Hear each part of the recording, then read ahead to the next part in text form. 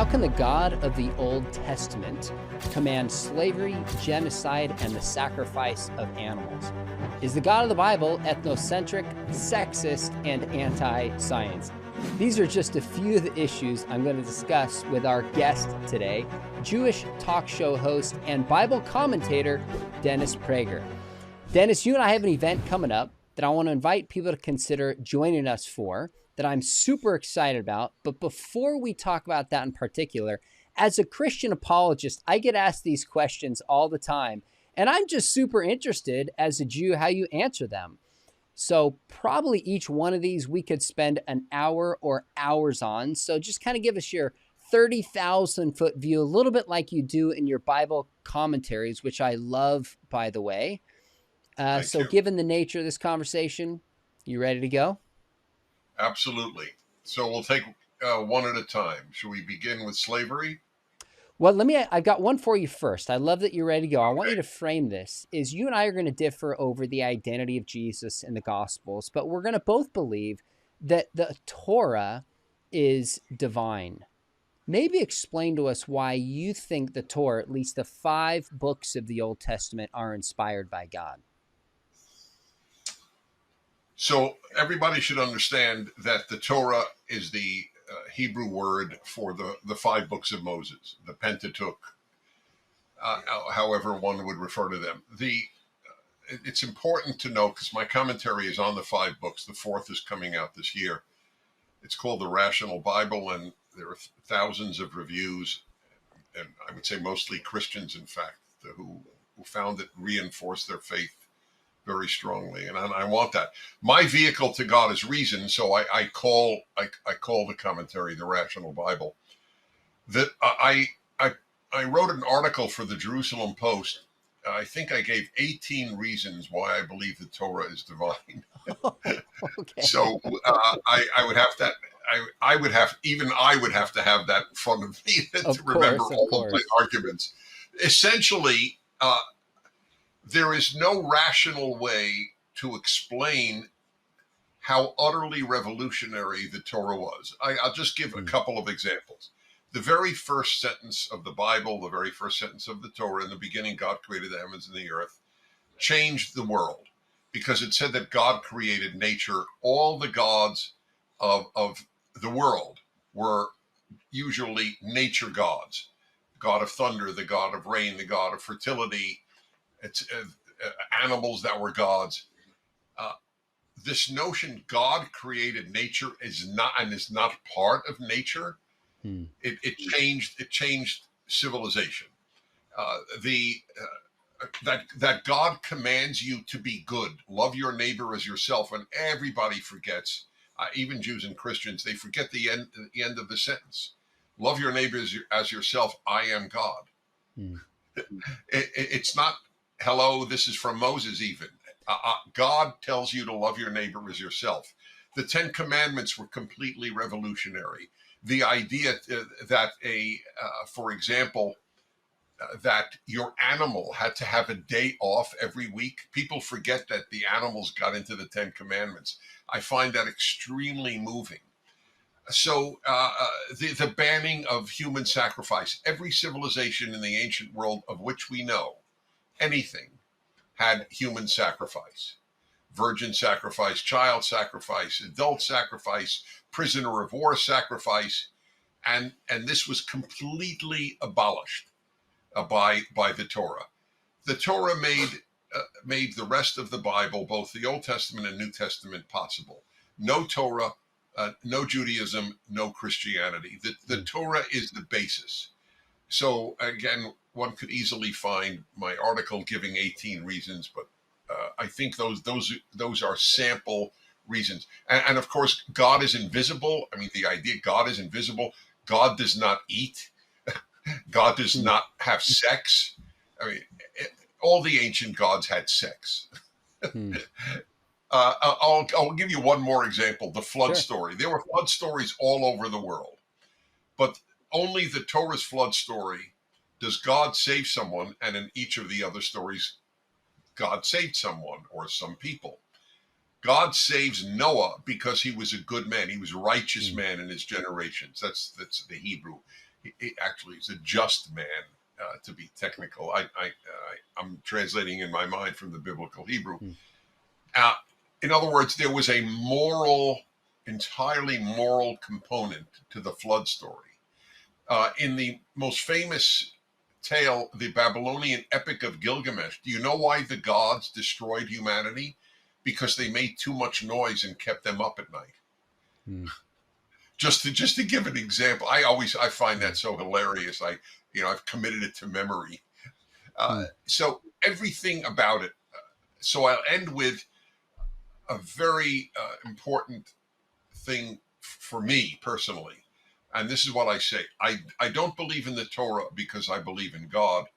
I believe in God because I believe in the Torah. Hmm. The Torah, that's my vehicle to God, that the Torah and reason. Okay, so that, I hope that answered that. That's a great answer, and we'll link to your article. I was not aware of that. In the Rational Bible, you have an opening to the Genesis one, and by the way, I've got a copy of it right here. And I patterned Thank a you. lot of my Old Testament class after listening to your lectures from a long time ago. So, been Oh, thank benefiting you. from your work for a while. Now, I know skeptics right now are going to say, okay, that's all nice and good, Dennis and Sean, but let's get to the tough issues in the Old Testament. Let's maybe start with polygamy. So, Genesis 1 and 2 is pretty clear that God's design is one man and one woman in marriage. Why does God not only allow polygamy amongst figures like Jacob, Solomon, and David? Why doesn't he just clearly and unequivocally condemn it? Oh, it's condemned. First of all, you pointed out correctly that the Torah's ideal is one man, one woman. The Torah often will give an ideal and not necessarily legislate it. By the way, I think that that is a great way for us who care about moral issues to go about most or many issues as well. I have, I'll digress, but it's completely related to it, to the point that I'm making. So I have a video at PragerU on abortion. I think it's the most widely used video by the pro-life world. It's got, Hmm. I don't know, 10 million views or something.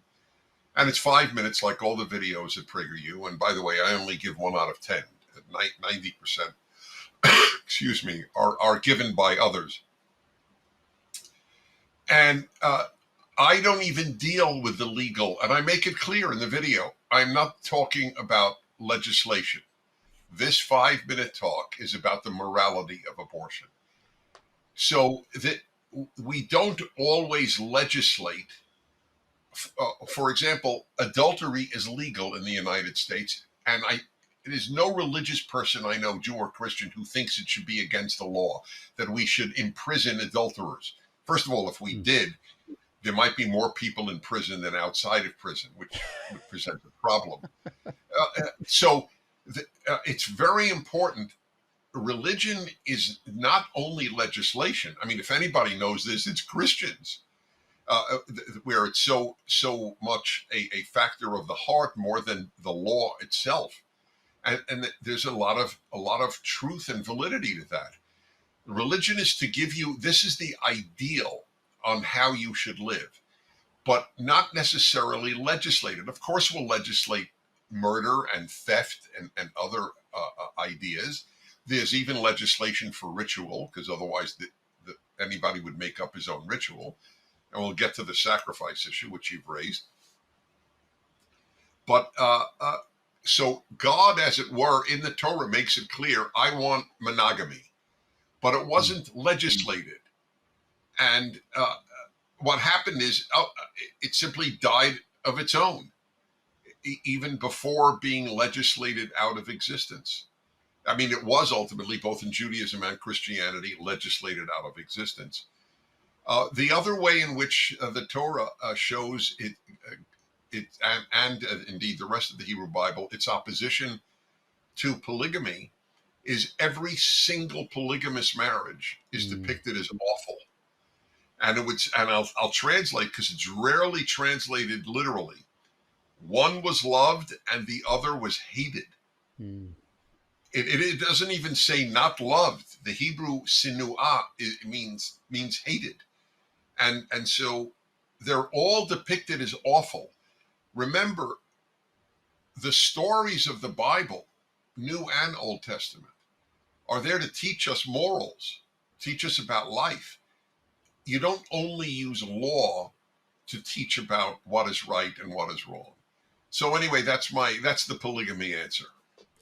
That's really helpful, that sometimes we want a specific statement, which is maybe a little more of a Greek way of thinking, whereas the Hebrew way is I'm going to teach through a story and an example of the devastation in the life of Solomon, the life of David, the life of Jacob. So it's not as explicit as we may like today, but narratively, it's clearly showing this is outside of God's design, and there's consequences when we go there. Right, exactly.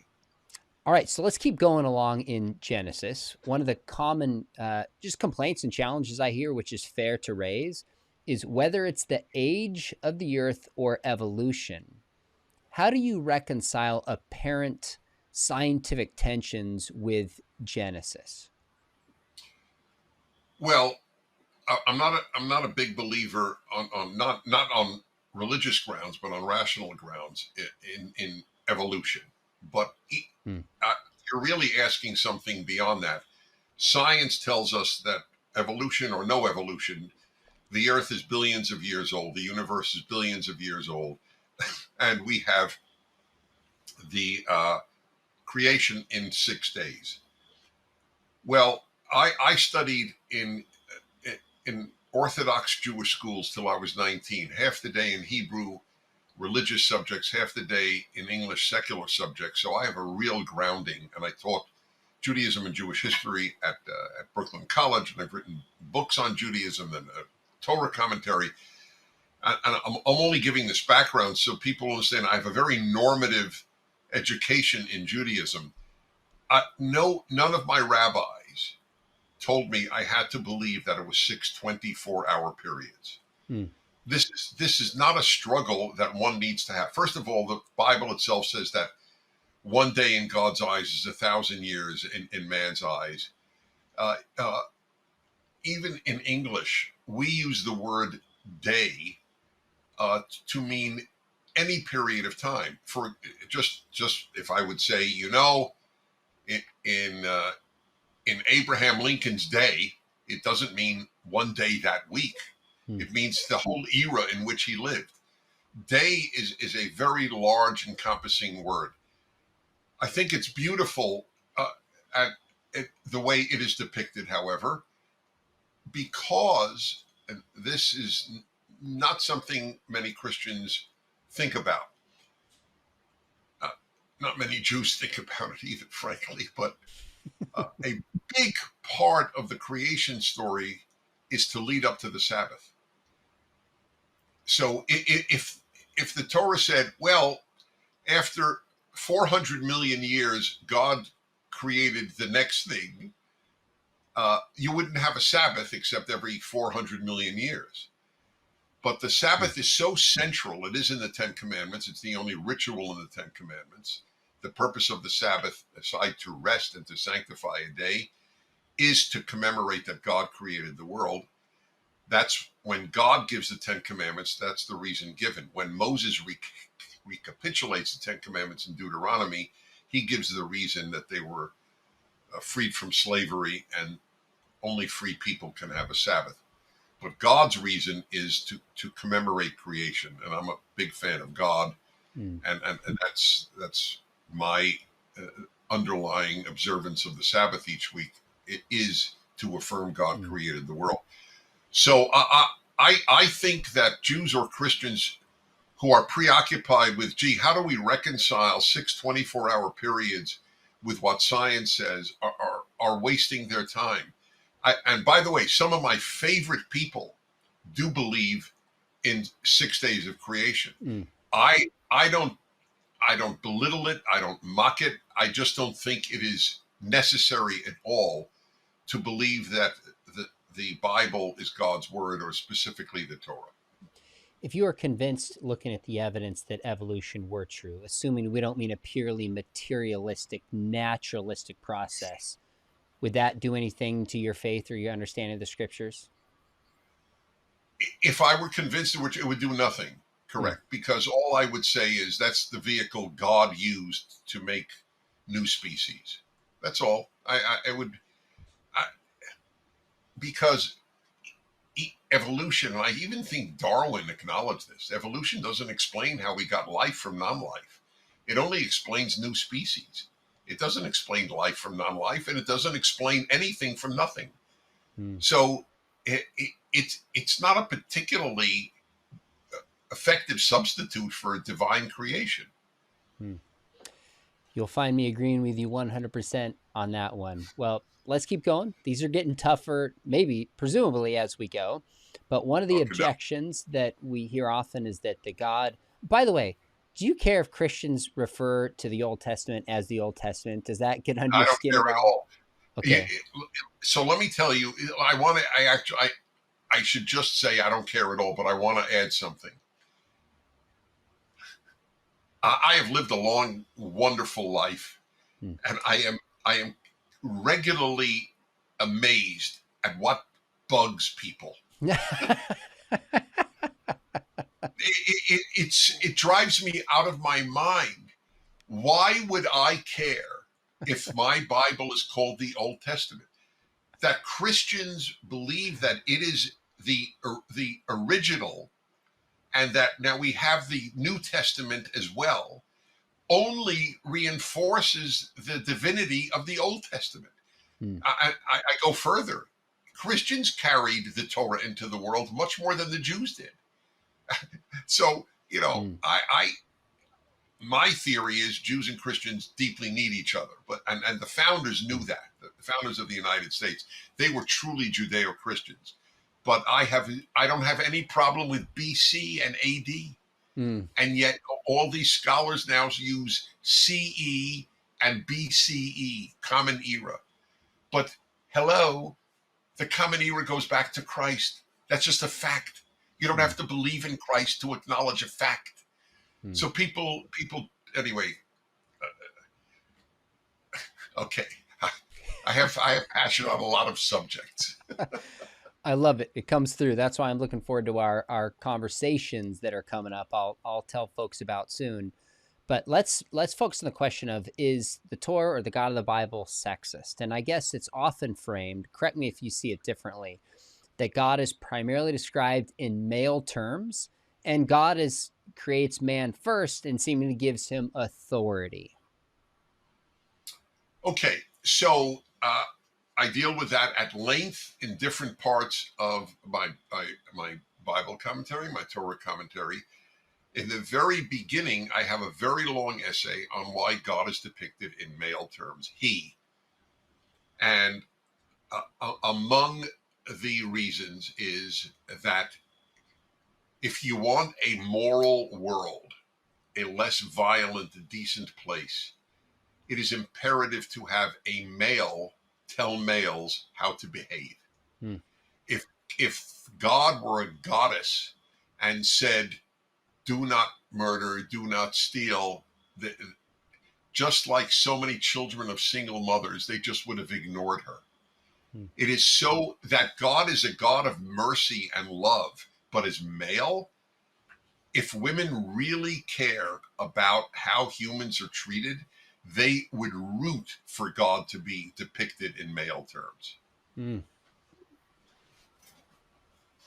I love it. I did see that essay, and I think it was profound and game changing for me. I hadn't thought of it that way, that you're not saying God is male or female. Of course not. Of course, exactly. Yeah. Anyway, in Hebrew, you have no neuter. It's either male or female. So you have no choice. It would either, you don't have it. And what, even the people who object, what do they want? They really want, in the beginning, God, she created the heavens and the earth. Really? That would be a moral advance? It's like the arguments, I am old enough to remember the arguments for ordaining female clergy, both in Christianity and in Judaism. And one of their biggest arguments was, we want female models so that girls will come to church, girls will come to synagogue. And I remember arguing that it won't happen.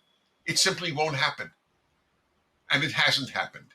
The synagogues and the Jewish movements and the Christian movements that have ordained women have lost women, not gained. Mm.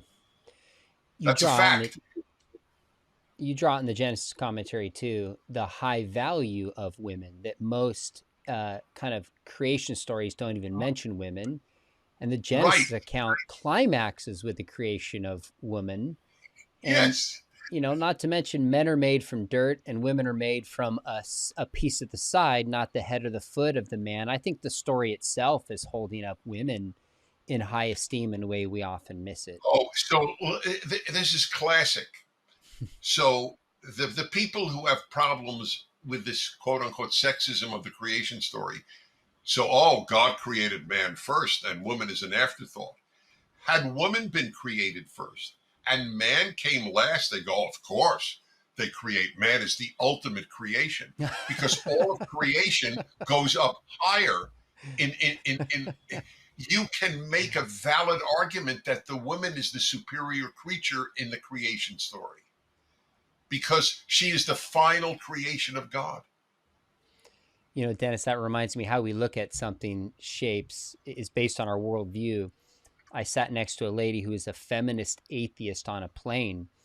And I said, "You think the images for men that's a triangle and women as a circle is sexist?" She said, "Absolutely. It goes up to a pinnacle and it climaxes at the top. This is showing men are the best." And I said, "Well, in a circle, technically, some would say there's an infinite number of points, which is the woman symbol. I think it's completely favoring Well, women." And I she just just looked have at to me say, like she didn't know what to do with me. this goes back to my thing that I said earlier. What bugs people, that if in every instance, if it were reversed, they would have the same argument. Just as I said with creation. Oh, well, yeah, men are a circle, infinite, and we're narrow. It's pathetic. All right, so I could ask you Anyway, more. forgive me. I just want to say, any woman who is troubled by the triangle and the circle, I would say to a man looking for a spouse, she may not be wife material. If she's going to be bugged by the triangle and the circle, I assure you she'll be bugged by a lot about you and life. Oh, I so want to follow up with that, but we will let that one sit and move on to your Exodus commentary, in which the topic of slavery comes up. And a ton could be said, but maybe give us 2 or 3 ways you approach this when this objection arises. Right. So I deal with it again. I try to deal with every difficult issue in the Rational Bible, and of course I deal with slavery. So first of all, again, given that stories are there to teach as much as laws are, the Judaism rests on 2 events. Christianity rests on 2 events: the crucifixion and the resurrection. So does Judaism. Judaism rests on creation and Exodus.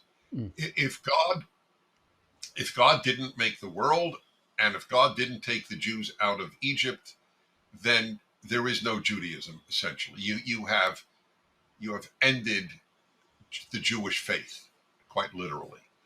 Those are the traditional understandings of the bases of Judaism: God the Creator and God the Liberator. That God's intervention in humanity after Noah is to end the slavery of a people is a pretty important story.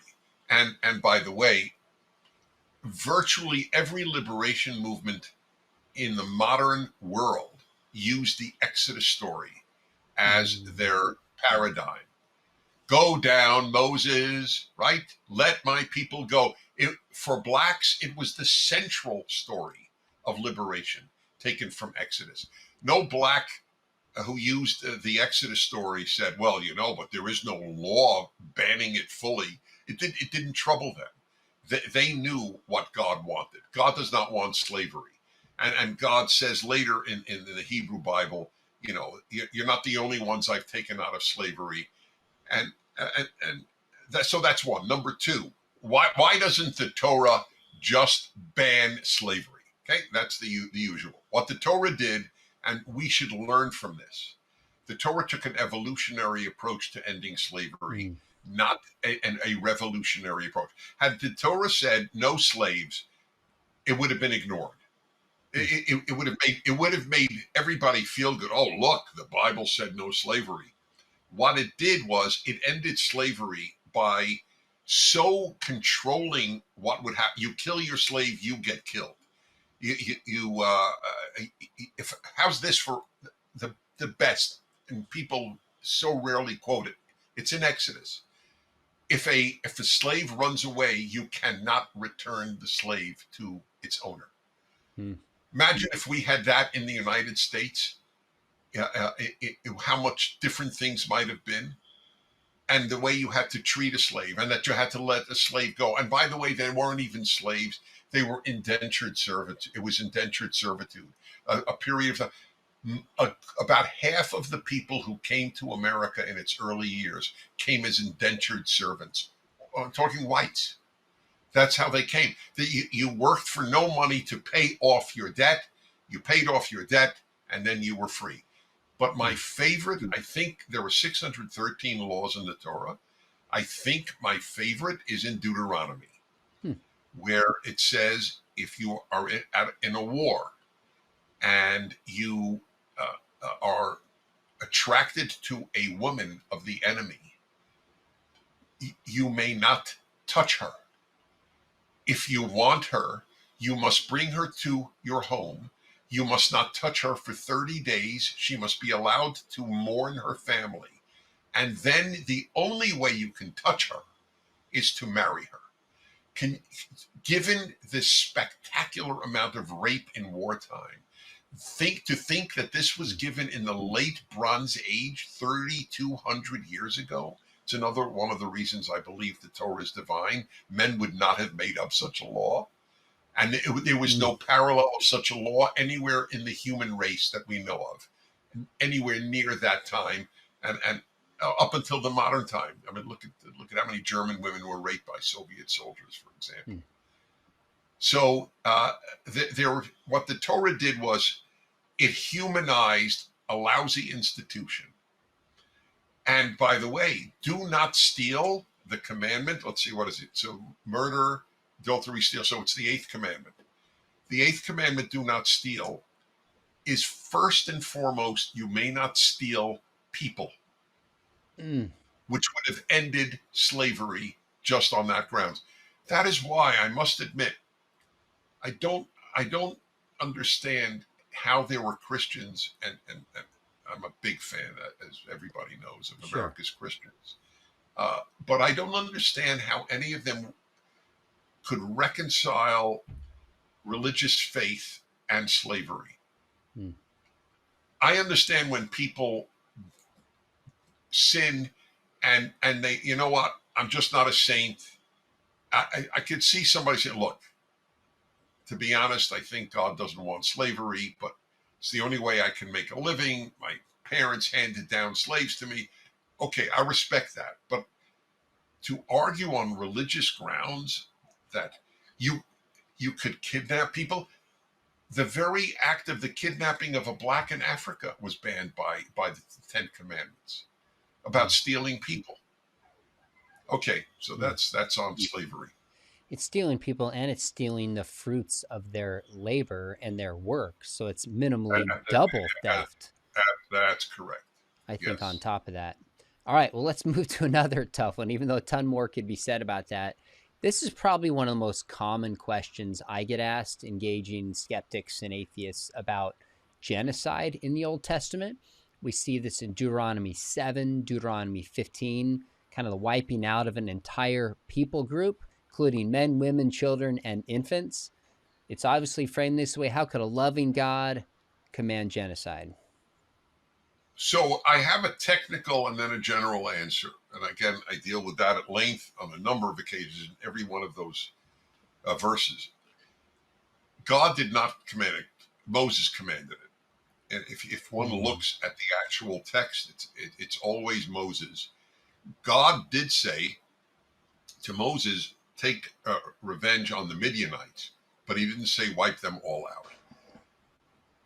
Second, and this is really, really important, the Bible itself records that the Canaanites were never wiped out. They show up later. Nobody was wiped out. It was, in effect, hyperbole. For example, the numbers of Israelites in the desert, which if you take the number seriously is a couple of million. Okay, since if something doesn't make sense, that's why I call it the rational Bible. I have to find an answer. The Bible has to make sense to me. If it doesn't make sense, then why would I believe in it? I'm not prepared to, the famous Tertullian quote, credo quia absurdum est, I believe because it is absurd. I understand that, and I'm not mocking it, but I have the opposite. If it's absurd, I don't believe it. I can't imagine 2-3 million Jews in the desert for 40 years. Okay, I know God could do any miracle. I appreciate that, but the text itself says that there were more Canaanites than there were Israelites. Nobody assumes there were 2 to 3, 4 million Canaanites. So the text itself makes it clear. A scholar whom I cite in my, I guess it's either in Numbers or Deuteronomy, and I came across it at the very last moment, showed that numbers in the ancient world were frequently a factor of 10. In other words, and the reason was to intimidate enemies. And I believe that. I am convinced that the numbers of Israelites are multiplied by 10. I do believe that. And how often when you speak, when I speak, and we say in a ball game, in a sport, kill them, man. I hope they kill them. I hope they wipe them out. How often in wartime do we say we're going to wipe them out? And of course they didn't wipe them out. How many American soldiers going on Normandy? We're going to wipe out the Germans. Did they really wipe out the Germans? So my understanding is it was not a literal statement, and the Bible itself says it wasn't a literal statement, because all of these people show up again. So they obviously weren't wiped out. Good stuff. Now, let me just push one of those points. How does it help to say that Moses commanded it, not God, when Moses is a prophet of God? Yeah, but Moses violated God's will when God said to get water from the rock, and Moses, people think the sin was that he hit the rock and didn't speak to it. That might have been, but the big sin was he took credit for it. He said to the Israelites, watch how Aaron and I will bring forth water. He didn't give the credit to God, and that's why he didn't get into Israel, because it's clear he would have been worshipped. No one, at least no Jew, the most religious Jew does not think Moses is perfect. There is no such thing in Jewish thought as a perfect human. Obviously, for Christians, Jesus was perfect, but Jesus wasn't fully human. Jesus was fully human and fully divine. We don't have such a character in Judaism, so we don't have to grapple with the issue. Gee, was he perfect? I mean, he got angry very easily by the end, which I don't blame him. I get ticked off at many of my fellow Jews too. So I'm a Moses fan, but he's not perfect. And Moses saying, look, Moses changed what God said about the Sabbath in the 10 Commandments. I mean, that's I deeply respect Moses's restating the reason for the Sabbath as being the Exodus, and you're no longer slaves. You should take a day off a week. But when God gave it, it said to to remember that I created the world in 6 days and rested on the seventh. So that's Moses is not God. Hmm. Now, you just said, talking about what Jesus believes, that Jesus is divine and human. I'm going to cut that from my interview and just splice it and say, Dennis is now a Christian, and this is going to go viral. Oh, So that's awesome. Yes. that's how you get views. Listen, you don't even have to do. Artificial intelligence is going to end up doing stuff with Exactly. me that I'll never recognize. Yes. All right. All kidding aside, we're talking about some pretty serious questions Right. here. Now, I've read your commentary in Genesis, read it on Exodus, working through Deuteronomy. I know Numbers comes out in November, and you're Right. working on Leviticus. Now, I'm really curious. I haven't heard you talk about this, but I know a passage you're going to spend a lot of time on is Leviticus 18 and 20, the prohibition of homosexual behavior. What's your maybe Right. quick take on that? And do you think that's still a relevant passage for Yes. today and how we should look at it morally? Right. So it's my approach will be unique in that I have already written 20,000 words on that verse. Okay. It's almost a book Oh, just my on that goodness. verse, because it is so significant to the time in which we live, and I want to explain it. So here is in a nutshell, and this is unknown to most people. Most people think all the Bible was doing, or in this case, all the Torah was doing, was reinforcing what all other nations did, a bias against homosexuals or homosexuality, and giving a divine imprimatur to it. That's what I thought until a long time ago when I studied the issue very deeply. How's this? This will fascinate your viewers and listeners. Virtually every society on earth was okay with male homosexuality. The Torah invented the idea that God doesn't want it.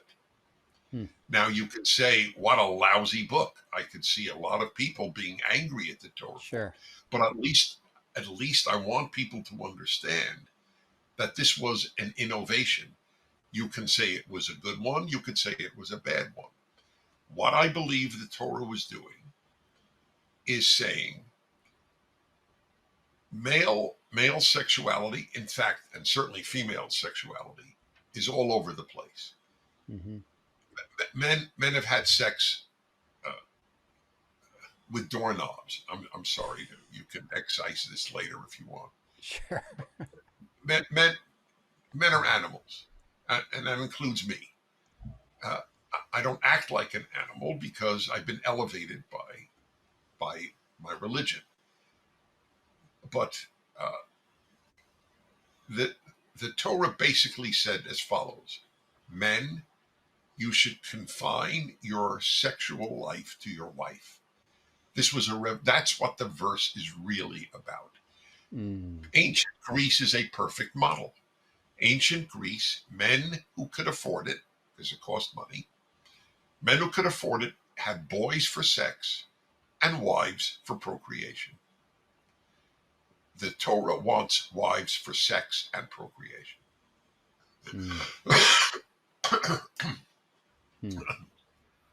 So that's a big deal. Now, how do we apply it today? Okay, that's I have an answer to that. That's why I'm against the same-sex marriage, and I continue to be.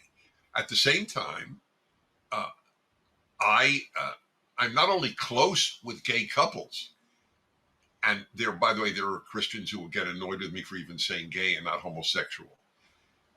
So I'm even aware of that. But it's nomenclature I'm prepared to accept. Sure. And my wife and I are godparents to a gay couple's children. Now, it's a very interesting point. They know we're against same-sex marriage, and nevertheless, they are prepared to have us raise their children if they die. Hmm. That's what the godparent role, I am told, is. We would be the moral educators of the children. And the reason that they do it is they know I don't have a scintilla of hatred or anger at a homosexual human being. But I don't see, we live in an age where or any age really has this, there is a conflict between compassion and standards. My belief is you have to keep your standards and show compassion. And my motto is standards in the macro, compassion in the micro.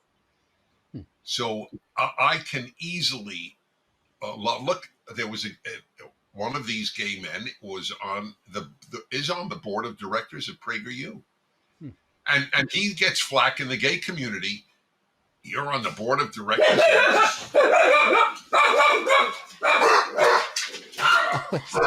I must have said something. I guess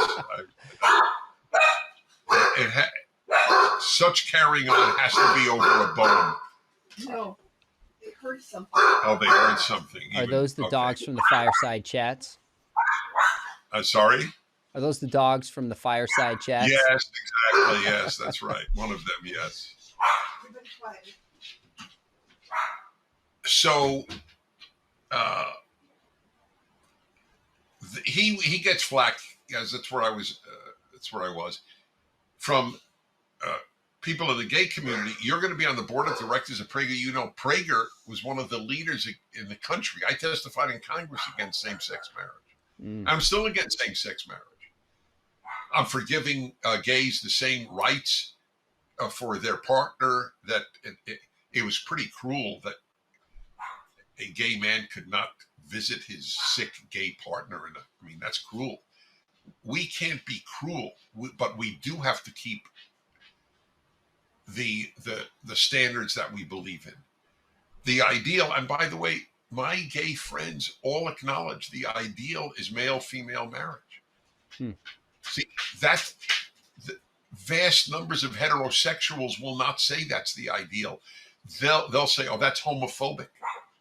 So I care, do you perpetuate standards? How you have been able or not in your life to keep them up, that is for God to judge. I can only say that I maintain the male-female bond ideal. That sentence revolutionized marriage. It revolutionized sexual behavior. And my heart goes out to those who cannot, for whatever reason, live by it. But I will not compromise on the ideal that that sex is between a man and a woman, ideally, and between a married man and a woman, ideally. Dennis, the idea of standing by biblical truth and being compassionate with people is something I believe deeply and try to model. I think that's credit to you that they would have you as godparents. I think today, sadly, it's been lost that we can't disagree with people and say, I think something is wrong. And in our case, even say sinful without saying, but we're going to be in a relationship amidst those differences. And it just doesn't happen enough. So I'm glad to hear that's the case in your life. I look forward to the 20,000 words on Leviticus on that passage. Oh, yeah. That'll be fascinating. Now, I've got a ton more questions for you. I definitely want to respect your time. But the event I've been kind of hinting at for folks is you and I are going to do an event called Ask a Jew, Ask a Christian, but on a cruise to the Caribbean. I can't tell you how pumped I was to get this invite that someone who works for Inspiration Cruises called me up and basically said, Dennis needs an evangelical to balance things out. I was like, awesome. I'll do it. Let's go. And as you know, I did a PragerU video about 5 years ago. But maybe just tell our viewers, invite them to come. Why should they consider going on a 9-day cruise with you and me coming up November, December? Well, it's funny. The biggest reason I give, and I've been cruising with listeners for 30 years, has nothing to do with me, has nothing to do with the ship, has nothing to do with the Caribbean, has nothing to do with you. It's that they'll meet one another. People need kindred spirits in their lives. The number of lifelong friendships that people who have cruised with me have made is one of the greatest sources of satisfaction in my life. So aside from everything else, that is a major, if not the major reason to go on the cruise. Then I'm crazy about cruising. The beauty of cruising is if any of your folks listening or watching have not done it, you don't have to pack every day, and yet you're going to another destination. Your hotel travels with you. I love that. And I've been to 130 countries, so I can speak about travel a great deal. So that's one reason. Another is the intellectual component, which is not the usual thing on a cruise. And I give a number of talks. We will be together, and it is a joy to be with you. I'm so happy that they got you to come. And the topics are ultimately life-changing topics about the meaning of life, and applying it. Of course, it'll be right after the election, so of course that will come up. But I'm not a political animal. I'm preoccupied with good and evil. Not with politics, but politics obviously has a lot to do with good and evil. So obviously that will be one of the things that I'll be addressing. But it's all they need to do is go to, unless you have a different one for Randy, Sure. But pragercruise.com and get all the information you want. pragercruise.com. pragercruise.com. I'll put a link below directly. You can find that on my website. There's a link. We're both, I'm bringing my wife. I assume you are as well. I wouldn't go without her. Good. I didn't think so, but just didn't want to take that for granted. Yeah, no, it's a very fair question. Yeah.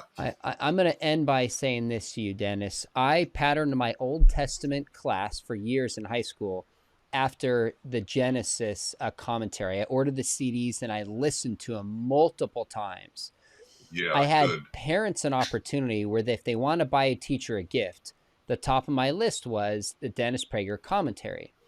Well, somebody bought me one I already had of Genesis 1 through whatever it was. I don't remember. It was like 6 DVDs that came together. And I couldn't get a hold of anybody at Prager. So I wrote a letter, sent it back, and I said, is there any chance you would send me Exodus and exchange it? I never heard back.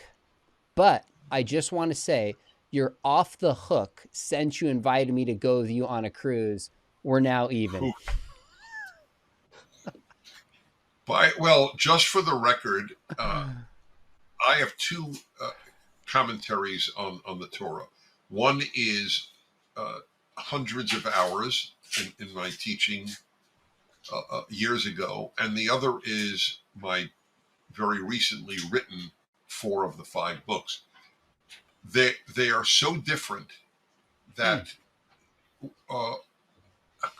I did not pattern the writing after the oral. So both I think would touch people. The fact that it touched you is you have no idea how delighted I am and honored. Oh my goodness. Yeah, there's moments there and there since I read it Christologically where I would have a different take, but those are small moments. As a whole, I love it. I'll probably get the numbers one and bring it with me. Maybe even read it on the cruise. Who knows? But nonetheless, I hope folks will join us on that coming up. Thanks for taking these tough questions on the Old Testament. It means a ton to do that. No, it's a credit to you. I mean, I'm interviewed a lot. This was great, and all of us who teach and believe in the Bible have to answer the tough questions. It's just, which is why I've written this commentary. I want people to understand that you don't have to suspend morality or reason. On the contrary, both will lead you to God. Well, you and I are going to talk about differences between Christianity and Judaism and commonality, right. But that is a great moment to have an irrational faith you and I agree on and a perfect one to end on. So appreciate your time. Can't wait to cruise the Caribbean with you and hope people listening will think about joining us.